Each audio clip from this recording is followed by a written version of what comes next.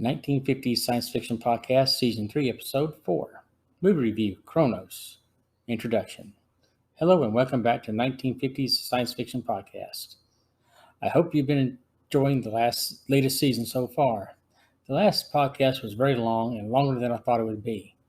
I hope I can make a shorter podcast and try not to go into so much detail.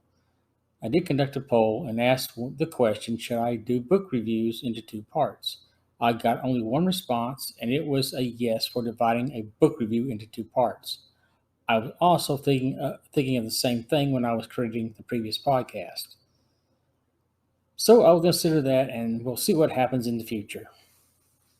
Today's podcast will be a review of the 1957 movie Kronos. The movie's producers were Irving Bloch, Louis DeWitt, Kirk Newman, and Jack Rubin. Kirk Newman would also direct Kronos. The movie had a runtime of 78 minutes, shot in black and white at Regal Studios, a division of 20th Century Fox. It was part of a double feature that included the movie She-Devil. The movie release date was in April of 1957 and cost an estimated $160,000, that's 160,000, to make, considered a medium budget for a movie of that period. The film starred with Jeff Murrow, Barbara Lawrence, and George O'Hannon. Now on to today's podcast. Tracking an asteroid. The story unfolds when two government scientists working at an astrophysics lab observe an object they believe is an asteroid. The two scientists are Dr. Leslie Gaskell, played by Jeff Murrow, and his assistant, Dr. Arnold Culliver, played by George O'Hannon. They both work at a facility called Lab Central that does scientific research for the U.S. government. While they're observing the object, part of it splits off and lands near the lab. A burst of electrical energy emerges from the alien craft and affects a nearby motorist. The motorist is under the influence of an otherworldly intelligence and drives to Lab Central. He breaches the facility's security, then infects the director of Lab Central with an alien presence. Then the motorist dies as security personnel comes rushing through the director's office. The director orders security to dispose of the body and then gets back to work. Gaskell and Culliver, with the help of Vera Hunter, Lab Central's photographer, examine a series of images of the tracked object. They soon realize that it's on a collision course with Earth and action is needed. The director is informed and the U.S. military fires guided missiles armed with atomic warheads to destroy the asteroid.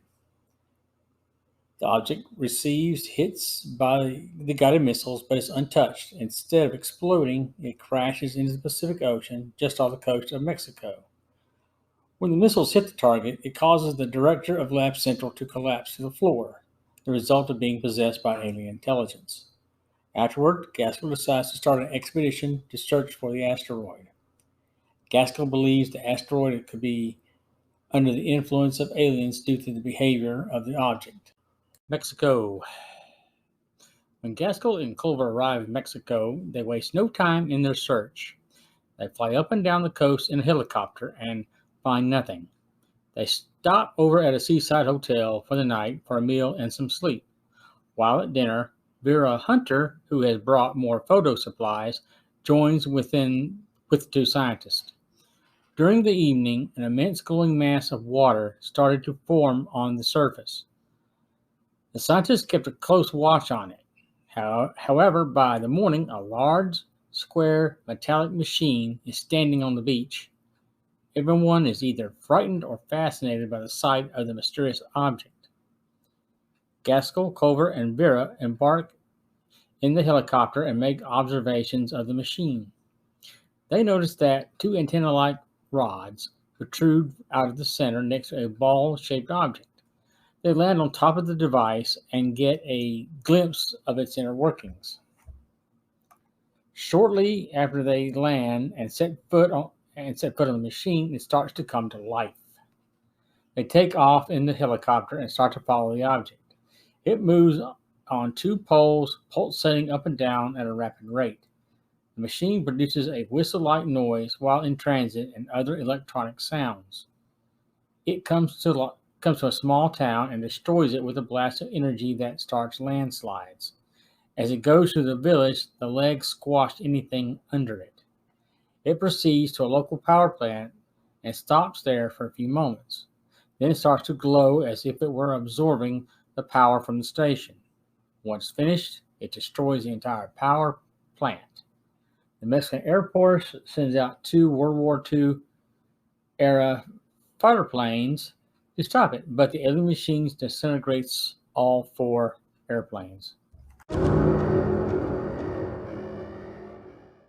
Kronos.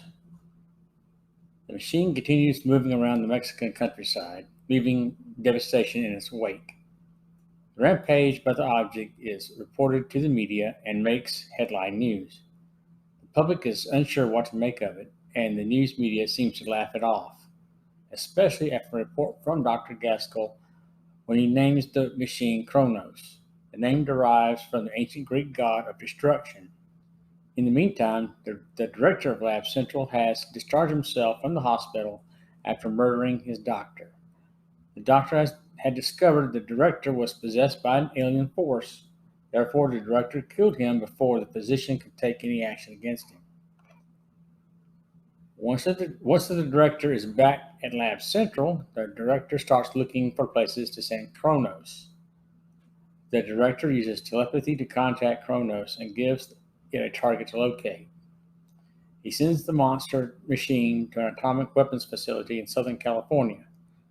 While the machine is en route, the director recommends an H-bomb could stop Kronos, and the Air Force sends a bomber to intercept Kronos. However, Gaskell objects to the strike, citing that the blast will only increase Kronos' strength. Director assures Gaskell this is the only way to stop the machine. Unbeknownst to Gaskell and Vera, the director is possessed by an alien being and not in his right mind. The airstrike proceeds, but at the last moment, the pilot receives orders to turn back.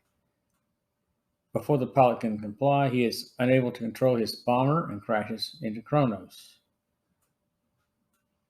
The crash causes the H-bomb to explode, but Kronos absorbs all the energy during the blast.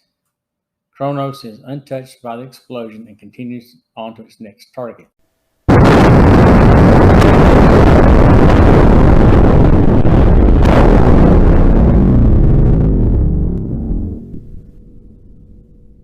Termination. In the meantime, Lab Central receives a call from the hospital. Vera answers the phone and is informed about the director's condition. She mistakes the director for Gaskell after she tries to tell him. The director attempts to kill Vera, but Gaskell intercedes and the director electrocutes himself at a nearby panel. However, the electric charge doesn't kill the director, but clears his mind enough to tell Gaskell what's really going on. The director explains that Kronos, designed to be a giant energy storage device, was created by a dying race of beings for survival. He states that the alien world was being depleted of all energy by the inhabitants, and they needed to get more sources from other planets, hence the invasion by Kronos. Later, the director retreats to a locked room, and the alien presence expels themselves from the director's body, and both beings die. As Kronos gets closer to Los Angeles, the city evacuates its population as fast as possible. While Gaskell works on a solution to the destruction of Kronos, Gaskell has a eureka moment and theorizes that a reverse in polarity may cause it to implode upon itself. He has the Air Force make another bombing run against Kronos, but this time with a canister full of ionized material. The Air Force jet makes a run over Kronos and drops the canister. Over the top of the machine, the bomb explodes and creates a field of particles between its rods. The result is an implosion caused by the particles, and Kronos slowly burns itself out.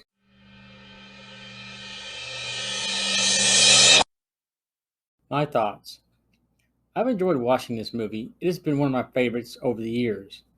It's a great story and well written. The producers used some very good animation for the depiction of Kronos moving across the landscape. Those sequences impressed me the most during viewing. To keep the budget low, rudimentary effects for the movie, such as stock footage and simple photographic effects, were routinely used. As for the story, I loved how a logical scientist and a thinking man hero was the central protagonist. I love a good science fiction story in which brains win over brawn, with just a little help from the military. There was one sequence in the movie that I found to be interesting. It was a newscast and dated tech in the studio. A TV news broadcast delivered the story about Kronos' appearance in Mexico. In the studio, the anchorman describes the events using only an artist's drawing of Kronos to show the audience. No photos or film footage of the appearance of Kronos. Dr. Gaskell can make a long-distance telephone call and give a report, but the anchorman thinks it's a joke or publicity stunt. Contrast this today with a person using a smartphone and uploading to YouTube or even sending picture text on social media. Some trivia.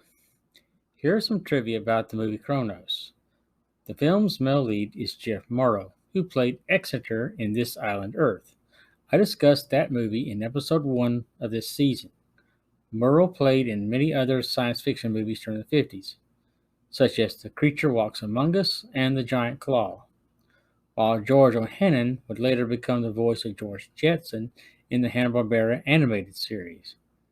The movie won approval from some critics for a better-than-average storyline and special effects compared to other films of its kind. Finally, the movie's director, Kurt Newman, died 1 year after the movie's release of Kronos. Conclusion. Well, this concludes another episode of this podcast. I hope you've enjoyed today's show and will continue to listen. If you want to give me feedback, you can DM me at EdwardGerman3 on Twitter, Shutterbug1681 on Instagram, email utcgrad97@gmail.com. Message me on the Anchor FM via the voice message link, or leave some comments where available on your podcast app. You should read my vocal media page and WordPress page as well. Thanks for listening, and I will work on my next podcast soon.